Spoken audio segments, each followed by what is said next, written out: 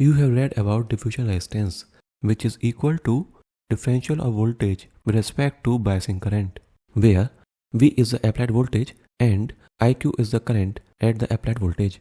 Sometimes there is a need to replace the diode with an equivalent circuit so that we can find the approximate current which is flowing in the circuit. In such cases, the diode is replaced by diffusion resistance with a capacitor in parallel, which is diffusion capacitance.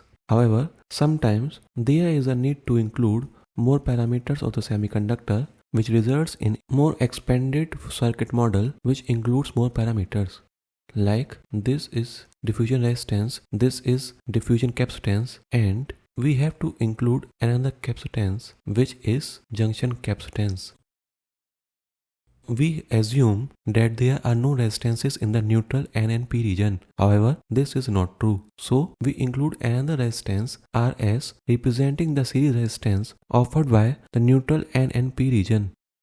In the expanded form of the equivalent model, these three parameters comes from the transition region, and this one particular parameter is because of the resistance offered by neutral N and P region.